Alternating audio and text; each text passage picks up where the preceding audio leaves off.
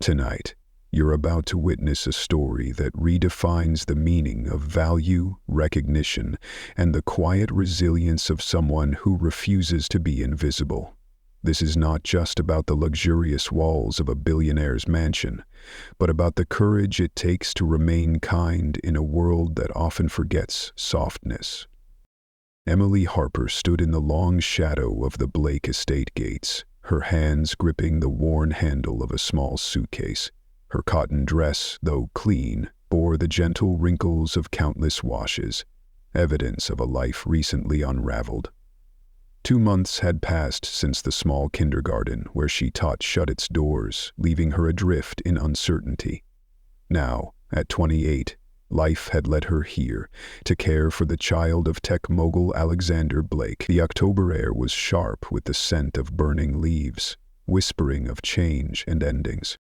As the iron gates opened, revealing a mansion that seemed to stretch endlessly toward the darkening sky, a flicker of doubt tugged at Emily's chest. She stepped forward, feeling like an outsider in a world where the security system probably cost more than her entire salary. But beneath her nervousness was something stronger, a deep-rooted instinct to protect, to nurture, to belong, even in places that told her she didn't. The front doors swung open. Mrs. Wallace stood there, the longtime housekeeper with silver hair neatly pinned and eyes that had seen decades of joy and grief alike.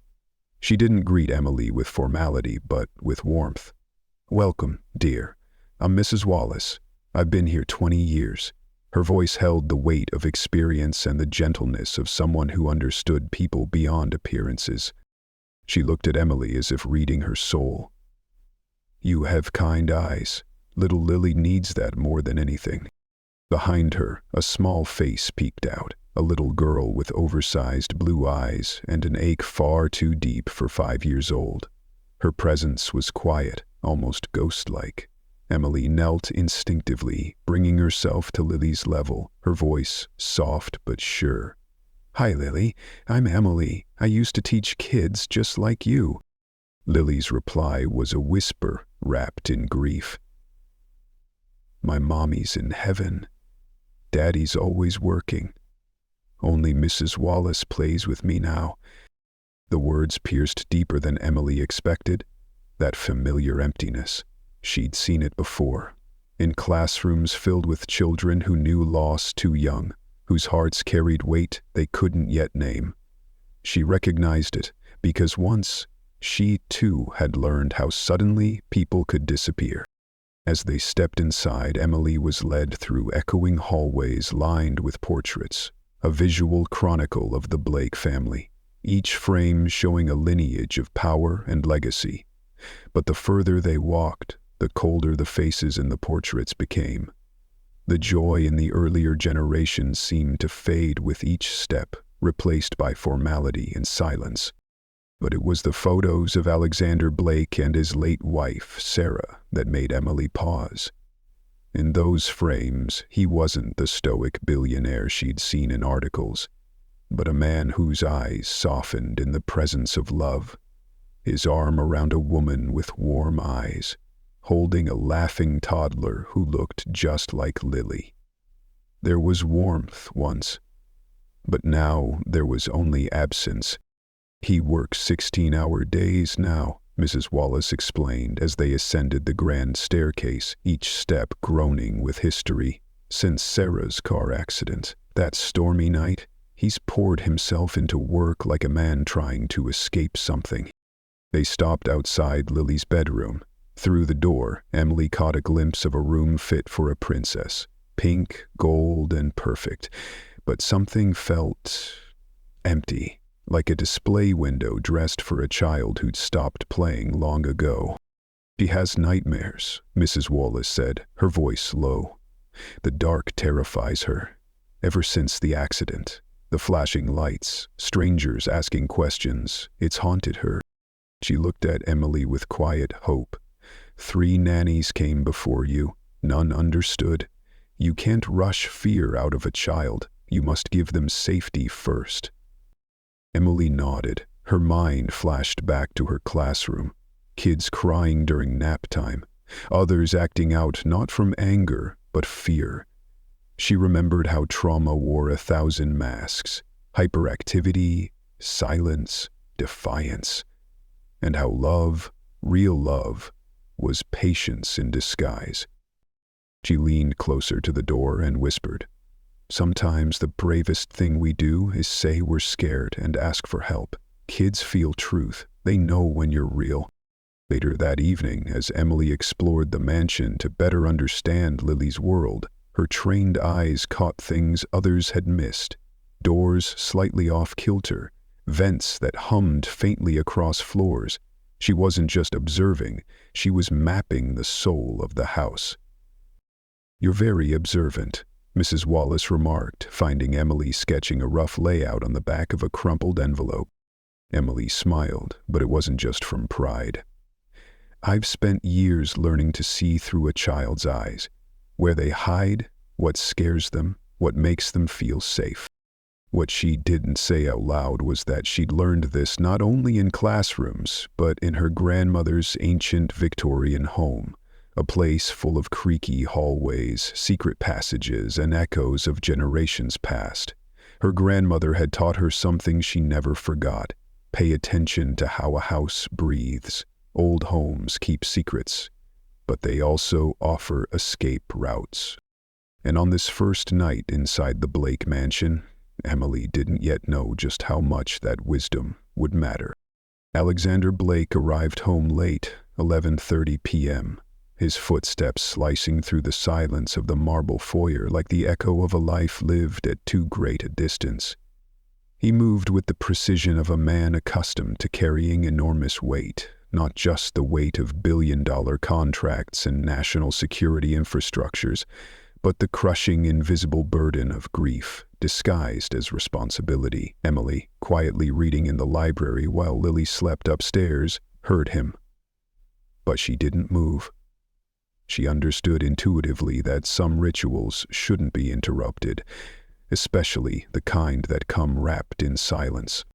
From her window, she saw him pause in the hallway outside Lily's door, his tall silhouette framed by the warm hallway light. Even from afar, Emily noticed how his shoulders didn't simply hold posture. They held pain. Tension hung on him like armor forged from sorrow. The way he stood, the stillness of his body told her he wasn't simply checking on his daughter. He was holding on to the last place in the world where his heart still lived. The following morning brought Emily face to face with the man behind the myth, Alexander Blake. As she prepared Lily's breakfast in the sunlight-drenched kitchen, she turned to see him enter the room. He was every inch the tycoon described in business journals. 6'2", exuding authority, dressed in a perfectly cut charcoal suit and commanding attention without raising his voice. But Emily, trained by years of reading emotional cues in small children, noticed what magazines never could: her sixth sense. The subtle slump in his posture when he thought no one was watching, the quiet desperation in the way his fingers hovered over his phone, as if he were still waiting for a message that would never come. The brief flickers of pain in his eyes when they landed on his daughter, quickly masked behind a well-practiced facade. "Good morning, Miss Harper," he said, his voice calm and courteous but intentionally distant, like a man who had built walls out of politeness to keep his grief contained. "Very much so, thank you," Emily replied.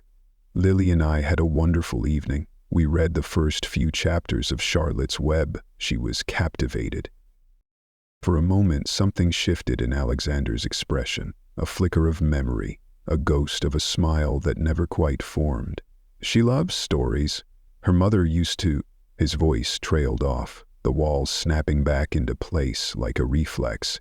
"Please ensure she keeps up with her educational schedule. Mrs. Wallace has the details." He leaned down to kiss Lily's forehead, and in that moment the little girl threw her arms around his neck with a need so intense it nearly shattered Emily. "Daddy, will you read to me tonight?" Emily started a story, "But I want you to read the next chapter." Alexander hesitated, caught between the ache of what he couldn't give and the child who needed him most. "I'll try, sweetheart," he said softly. "Daddy has meetings all day, but I promise I'll say goodnight when I get home." As he left, Emily observed not just a man, but a father trapped in the illusion that providing was the same as parenting. He loved deeply, there was no doubt, but his grief had taught him to protect through distance. And Lily? She was learning to expect disappointment with heartbreaking grace, yet within that painful rhythm, there was something unbreakable between them.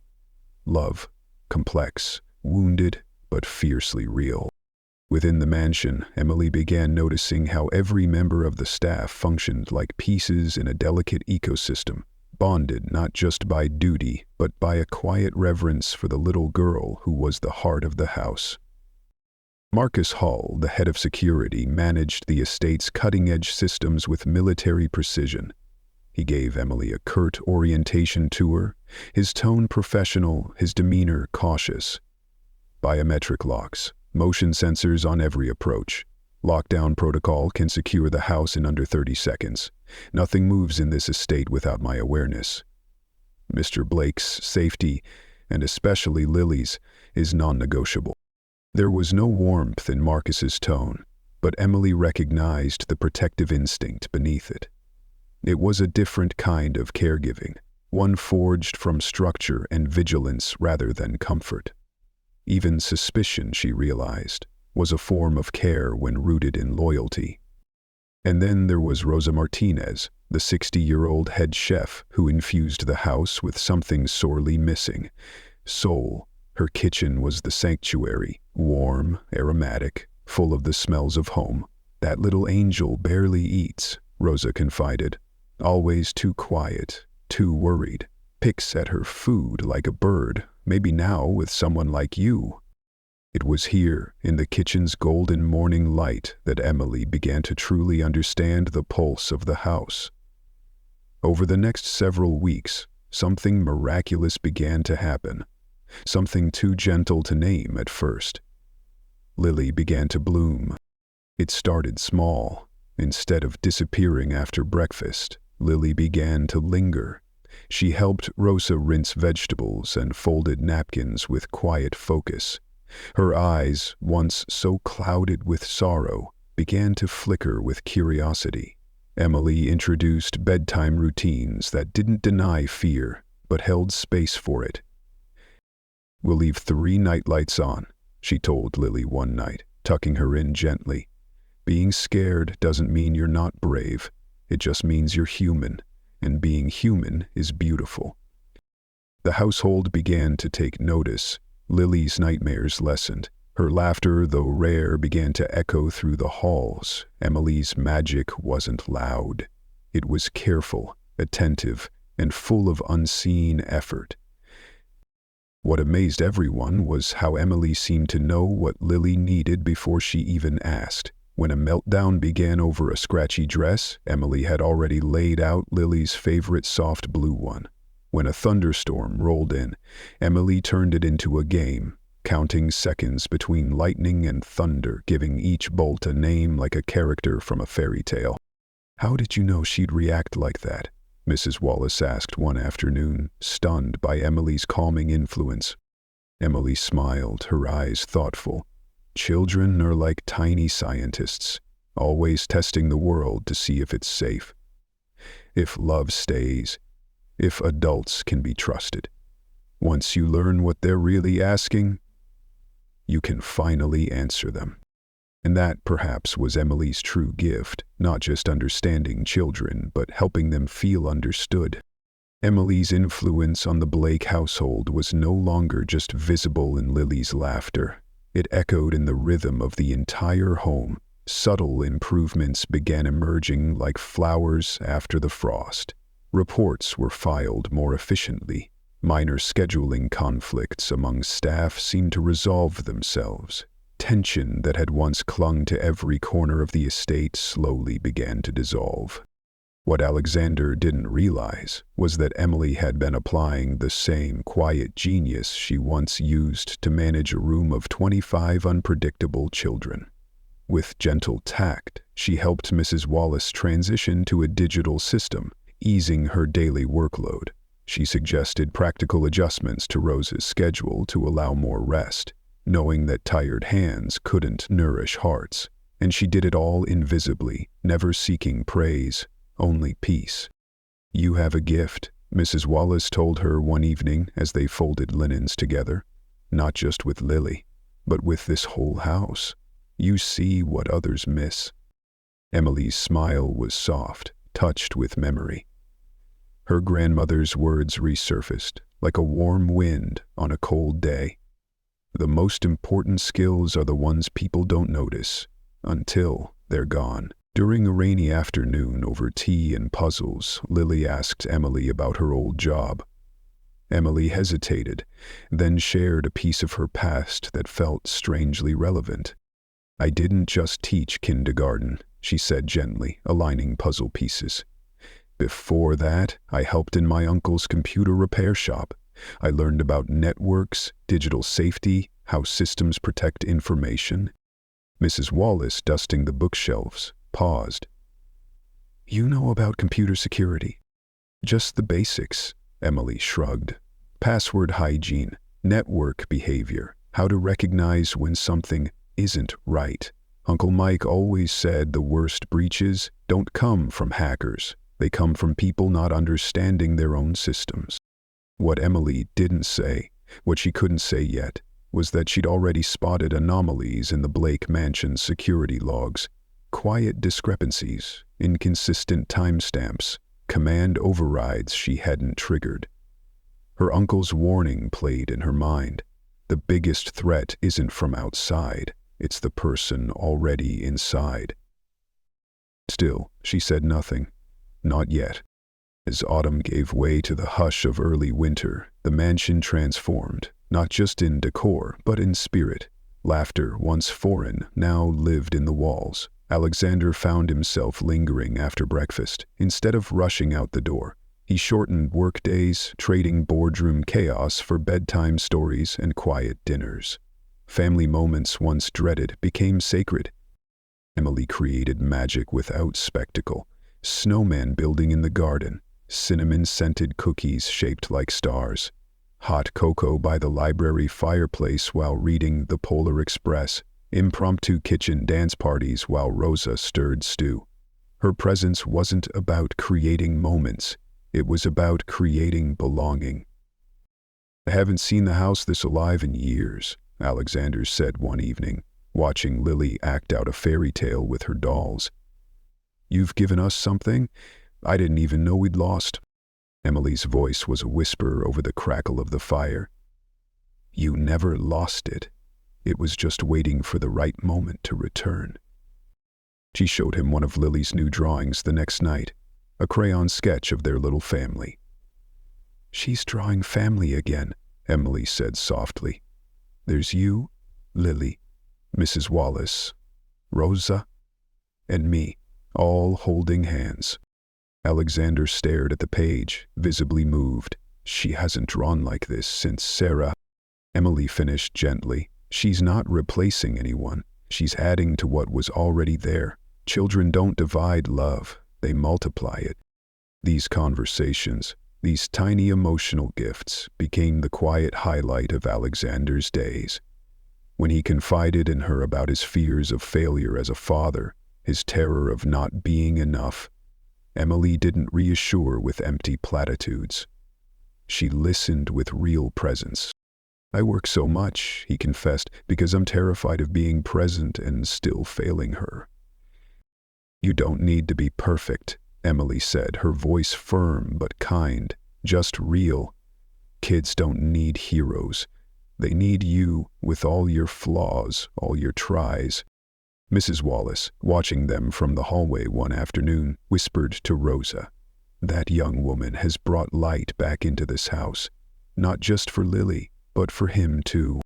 The physical connection between Alexander and Emily grew slowly, respectfully, like ivy climbing stone. She noticed how he relaxed around her, how his posture softened, how he smiled more. She noticed the way he braided Lily's hair with surprising tenderness, the way he read stories with the performance of a seasoned actor. And Alexander noticed her, too. Not just her beauty, but her strength, her stillness, her unwavering ability to love without needing anything in return. Their first kiss came quietly. It was a snowy evening. Emily was hanging Christmas stockings in the main hallway, standing on a step stool beneath the old carved mantel. The house was silent but for the faint sound of holiday music in the distance. She was so focused on getting it just right that she didn't hear him approach until his hand rested gently on her waist. "Careful," he said softly, his voice warm. She turned, startled, and suddenly they were eye to eye. Close enough to see snowflakes melting in each other's hair, close enough to feel the silence between them shimmer with unspoken feelings. The kiss was not planned. It was instinctive, tender, honest, a promise whispered between two souls that had been waiting, perhaps all their lives, for this precise moment of permission to begin again. "I've been hoping this would happen," Alexander whispered afterward, his hand still resting lightly against her back. "So have I," Emily breathed, her cheeks pink with more than just the cold. But their happiness, as soft and growing as it was, carried a shadow. The irregularities in the security system were escalating.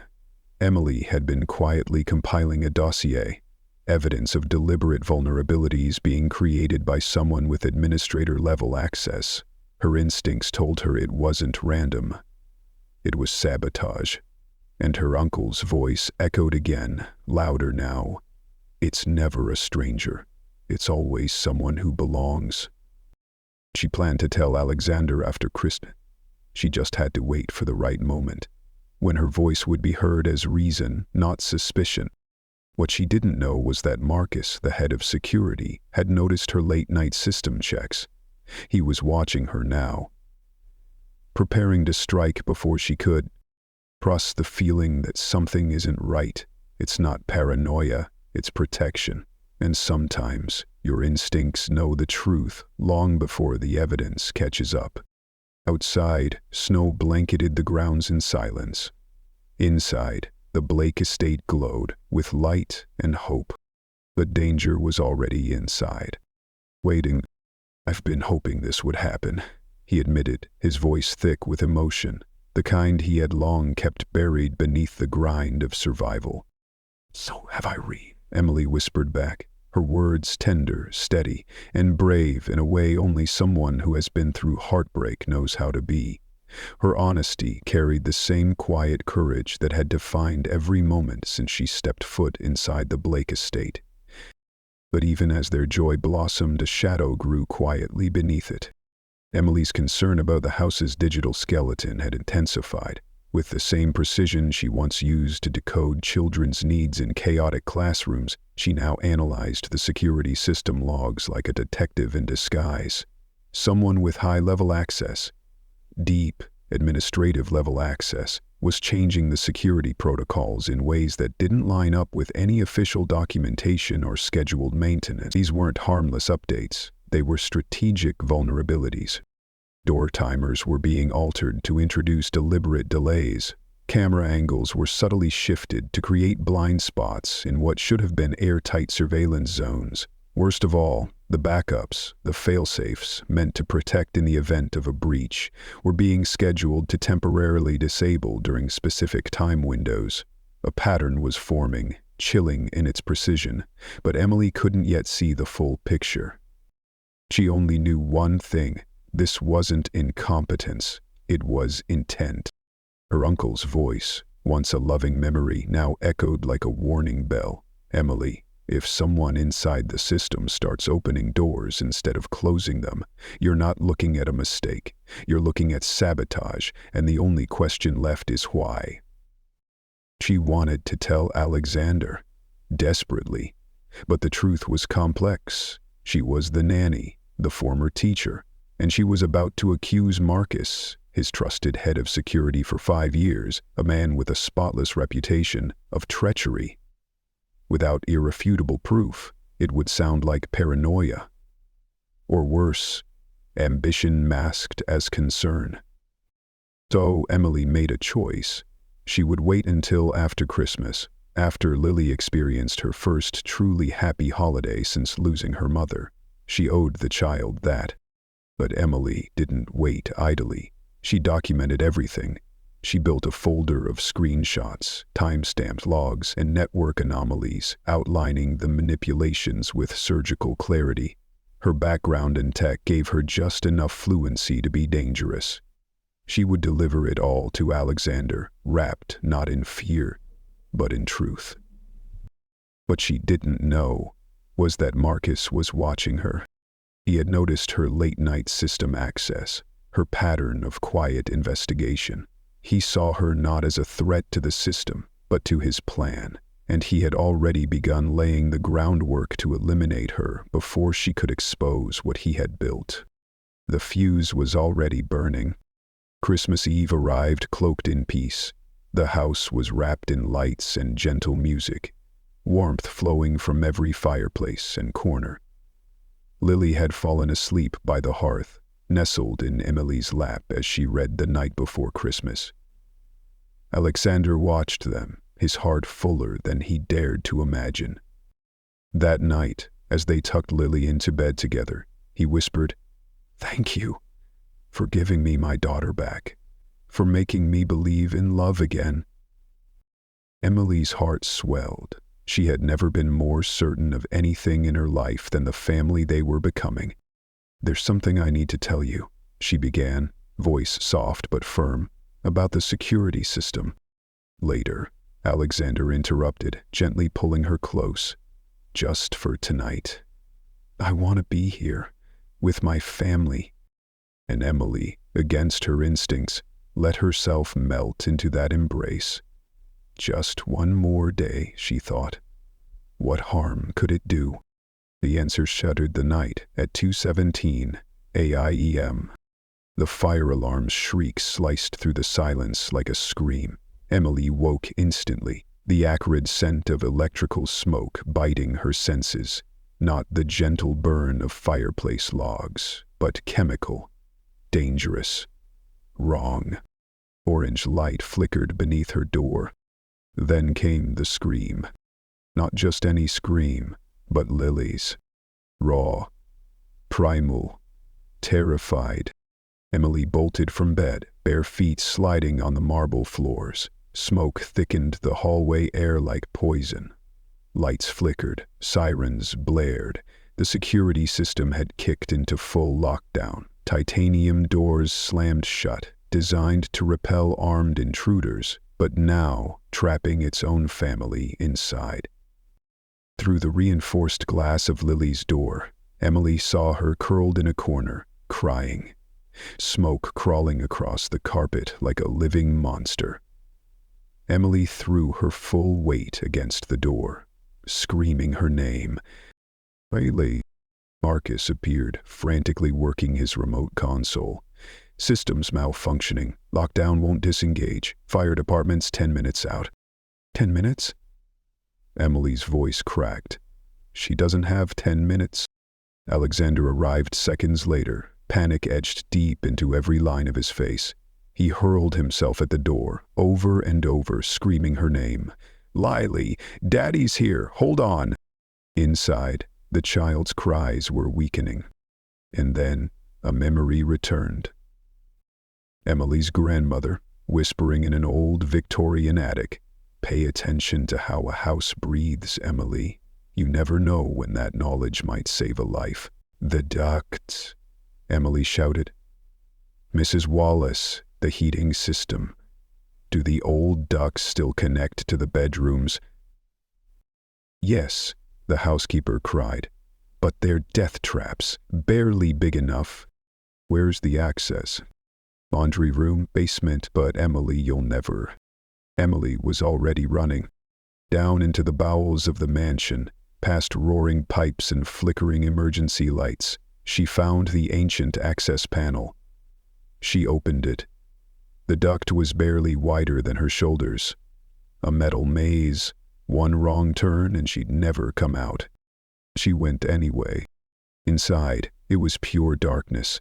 Sharp metal edges tore at her hands and knees. Her lungs screamed. Claustrophobia clawed at her brain. But ahead, somewhere, Lily's cries were growing fainter. She kept crawling. Agention. 3 paths. She stopped, listened, prayed. She pushed forward. The tunnel narrowed further. She had to exhale fully just to fit. Blood from her hands smeared the cold metal. Every inch forward was agony. And then, metal grating beneath her fingers, she had found Lily's vent. She kicked. Once, twice. On the 3rd try, the grate gave way. She tumbled into Lily's room. Smoke roiled. Alarms screamed. And in the corner, Lily lay still.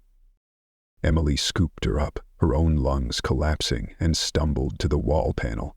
Her fingers flew over the keys. She knew the language of these systems. She entered an emergency override Marcus had never learned. With a hiss and a click, the locks disengaged. Alexander crashed through the door as Emily collapsed, Lily limp in her arms. And then, a flutter. Lily's eyes opened.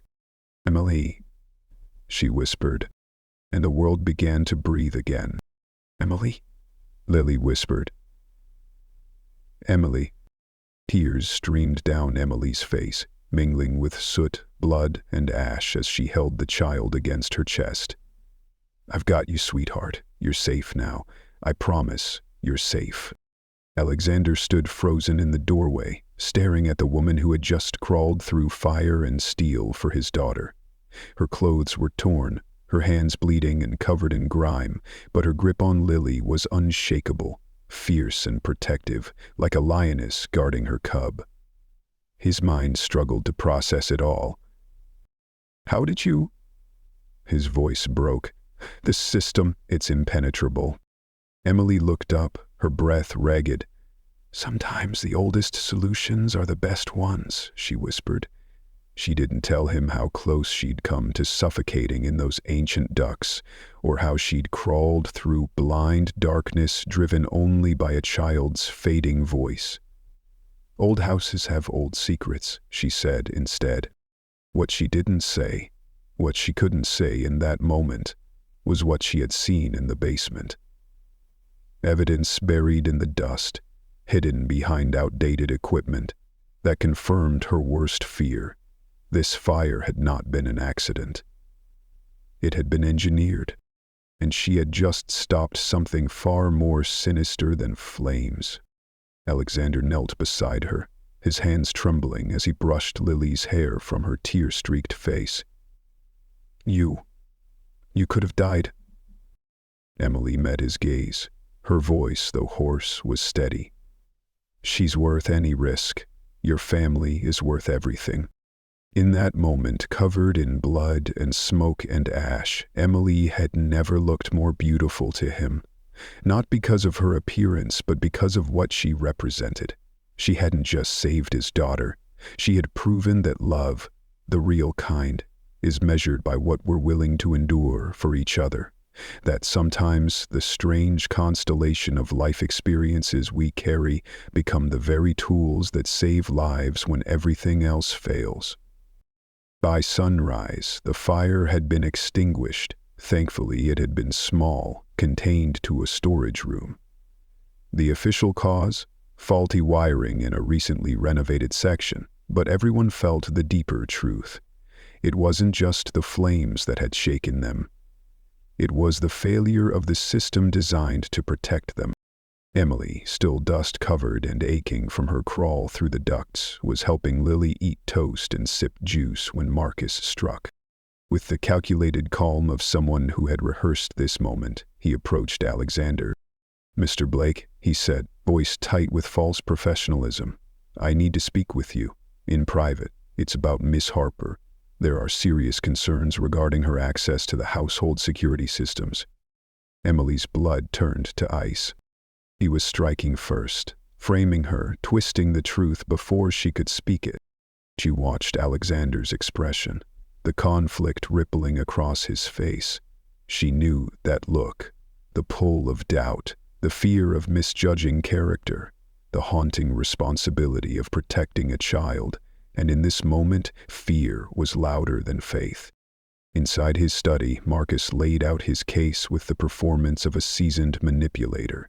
"Sir, I've uncovered unauthorized system access going back several weeks. It appears Miss Harper has been accessing restricted security files without clearance. Here are the logs." He handed over a thick folder, filled with official-looking documents. "These logs show she's been entering the system late at night, modifying protocols, viewing sensitive infrastructure data, and the modifications match precisely with the ones that failed last night." Alexander's face went pale. "That's impossible. She couldn't. She doesn't have access." "She does," Marcus interrupted, "and unfortunately the timing is suspicious, very suspicious." Outside the door, Emily heard enough. She stepped in, heart pounding. "That's not true, Marcus, and you know it." Marcus turned slowly, a smug smile playing on his lips. "Can you deny it? That you accessed the system without clearance?" "No," Emily said calmly. "I won't deny it. But I wasn't tampering. I was investigating. I found patterns of vulnerabilities someone else had created. I documented them. I was trying to protect this family." Marcus's eyes glittered. How convenient. The nanny with a tech background uncovers secret flaws only she can see, then just happens to be there to save the day when those flaws are exploited. It's an elaborate con, but impressive, I'll admit. Alexander stood in silent torment, the weight of every betrayal he'd ever endured pressing down on him. Emily saw the exact moment he began to withdraw. His emotional armor clicked into place, rebuilt by fear and past wounds. "Emily," he said, his voice distant, "if you suspected something was wrong, why didn't you come to me? Why work in secret?" "I needed proof," she said, voice cracking. "You trusted Marcus. I didn't want to come with suspicion. I needed evidence." "Or," Marcus added smoothly, "she wanted to play hero, create the threat, solve the threat, win your trust. It's a classic manipulation tactic." Each word felt like a blade. Emily staggered under the weight of the accusations. She saw it happening, the destruction of everything she had built with this family, unraveling because fear always moves faster than love. "I think you should leave," Alexander said softly. "I can't take any more risks, not with Lily, not again." Emily turned toward the door, her heart breaking. But then, her mind kicked in. Her training, her truth. She stopped. "Alexander," she said, voice calm now, clear. "Before I go, ask Marcus one question. Ask him why the system modifications occurred during hours when I was verifiably somewhere else, reading with Lily, cooking with Rosa. Ask why the backup protocols were disabled exactly when they would be needed most." She turned, eyes locked on Marcus. "Ask him what he's been hiding in the basement heating room, the one with the original security hardware. The hardware that would show when these changes began, 6 months ago, long before I ever stepped foot in this house." Something shifted in Alexander's expression. The sharp businessman reawakened, the man who built an empire by reading people. His gaze turned to Marcus, piercing. "Is that true?" he asked, voice dangerously quiet. "Is that equipment still in the basement?" Marcus faltered, just for a second, but it was enough. And took to Adel. "I don't know what she's talking about." But his voice had lost its edge, and sweat now glistened on his brow. Emily took a step forward. "That equipment holds the truth, and the truth doesn't care who believes it. It's always waiting, quiet, buried, patient, until someone is willing to dig it up." With trembling fingers, Emily reached into her coat pocket and pulled out the small, carefully protected device. A backup drive she had quietly prepared the night before Christmas. It held everything. "All the evidence is here," she said, stepping forward. Her voice was steady, but her eyes shimmered with the weight of the moment. "The real logs, the timeline, the images from the basement. Give this to any cyber forensics team and they'll tell you exactly what happened. The truth doesn't fear scrutiny. It welcomes it." Silence fell over the room like a held breath. The only sound was the antique grandfather clock ticking in the corner, its rhythm unchanged for generations, quietly marking time for a family on the edge of transformation. Alexander slowly reached for the drive, his expression unreadable. And in that moment, Emily knew that everything, her future, their future, and the safety of a little girl she now loved as her own, hung in the balance. What followed unfolded with swift clinical precision. Alexander summoned his most trusted cybersecurity experts, individuals who had been with him since the early days of Blake Corporation, men and women who understood not just networks and firewalls, but the lives they protected. They got to work immediately. Within the first hour, the veil of doubt began to lift. The digital breadcrumbs Emily had painstakingly gathered weren't just useful, they were devastating in their clarity. Marcus Holt's betrayal wasn't an assumption anymore, it was fact. Over the past 8 months, he had been systematically selling proprietary security protocols from Blake Corporation to rival firms. But it wasn't just business espionage. He had also leaked sensitive information about the personal security systems that protected Alexander, his estate, and, most terrifyingly, his daughter. The security gaps Emily had discovered weren't system glitches. They were open doors Marcus had built to sneak through undetected.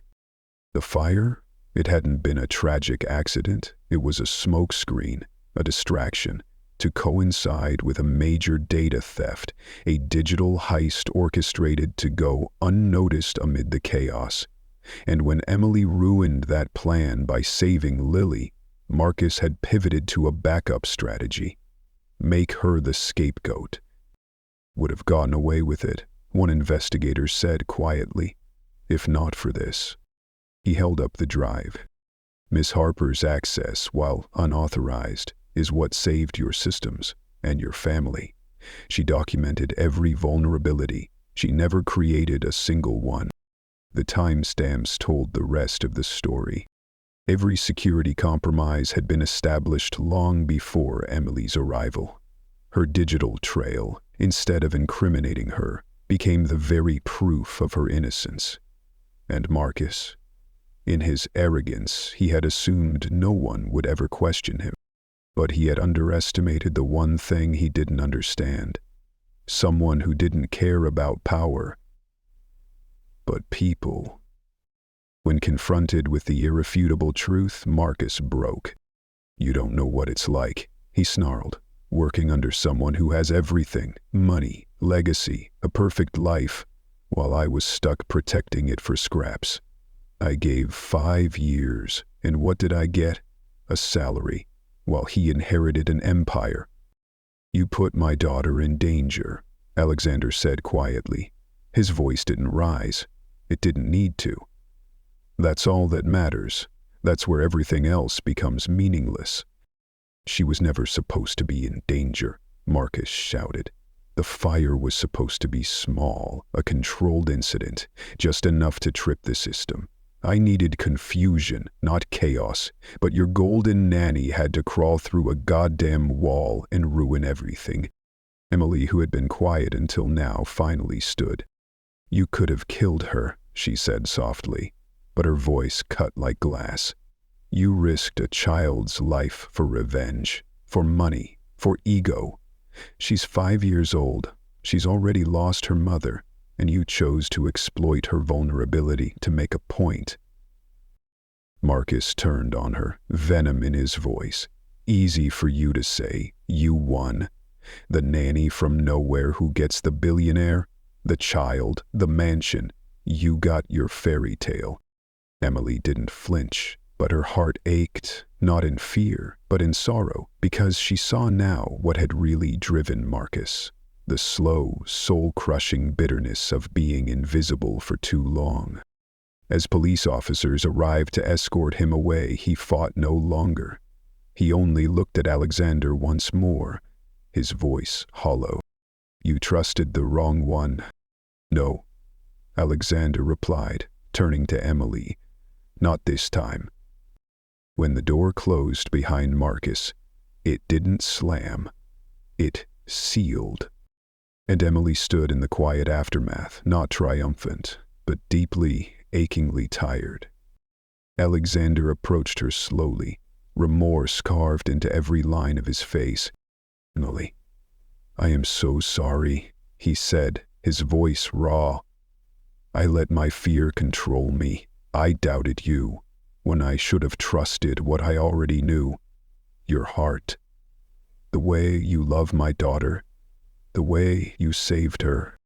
She nodded gently, accepting his words. But the hurt lingered. Fear makes us do things we regret, she said. I understand. But if we're going to build anything real, Alexander, it has to be built on faith. Not just protection, not just logic. Faith in each other. He took her hands in his. You're right. I've spent years equating love with loss, believing that if I got too close, I'd lose everything. But the truth is, I nearly lost everything because I didn't trust. She looked into his eyes, steady and open. Then let's start over. Together. The months after Marcus's arrest marked a new chapter in the Blake home.